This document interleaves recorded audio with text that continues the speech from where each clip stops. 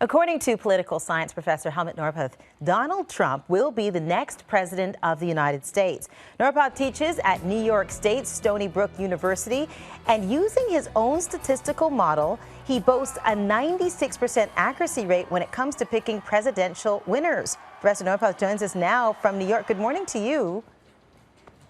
Good morning. And you have been correct, and you've dated back to 1912 with these elections on everything except one. Which one was it? 1960. 1960 yes. is the one. Okay. I missed that one. Yeah. Yes. Okay, so let's look at Donald Trump now, and you saying that he is, if he gets the Republican nomination, the next president of the United States. Break down the numbers and tell us how you come up with these figures. What kind of models you use? Okay, as you said, I look at 100 years of primary experience. We've had primaries since 1912, and so for each of these elections, you can take a look at what happens within each of the parties. So a candidate who does better against the competition within his or her party beats a candidate of the other party. So for example, right now, Donald Trump has won New Hampshire and South Carolina. These are the only two that I'm using for this year. I'm not looking at Super Tuesday. In the Democratic side, Hillary Clinton and Bernie Sanders have split two states, New Hampshire and South Carolina. Donald Trump is the stronger candidate based on that metric, and that gives him the edge in the election. CNN came out with a poll yesterday, and with its poll, it found completely opposite findings. It predicted not only Hillary Clinton beating Trump in a general election, but also Bernie Sanders, saying both Democrats would beat him and handily. How do you put your stats up against theirs? Okay, with all due respect to the studio I'm sitting in, which is a CNN studio, and I don't want to be thrown out here by saying something about the poll.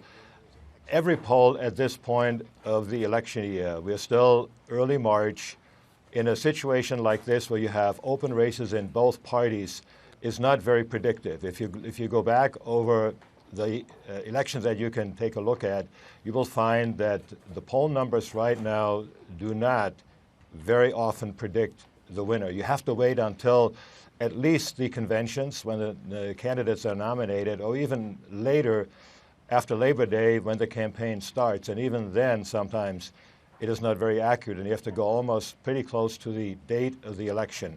So I'm not worried too much about that. A poll right now shows something else. How do the Super Tuesday results impact your models? I would say what I've seen so far is Super Tuesday confirms what you have seen in New Hampshire and South Carolina. Donald Trump is winning big, as he did before. He doesn't win everything. Ted Cruz takes his home state. I think everybody expected that. And Hillary Clinton is the stronger candidate, won more states yesterday than Bernie Sanders. She did better in South Carolina than Bernie Sanders did in New Hampshire. So I consider her the stronger Democratic candidate. And so in my model, she would do better against Donald Trump or any other Republican than Bernie Sanders would. Let me ask you this, because your models are based on if Mr. Trump wins the nomination for the Republican Party. What if it gets to a point where he doesn't garner, the 50% needed, they get to the summer to convention, and it's a contested convention? Is there anything in your research that would predict something like that?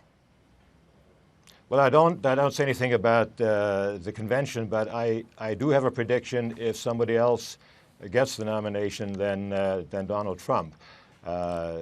So in that case, any other Republican candidate would do less well than Donald Trump. In fact, in the race against Hillary Clinton, that Republican, I would predict, would lose the election. All right, Professor Norpoth, this is most interesting. Thank you so much for joining us.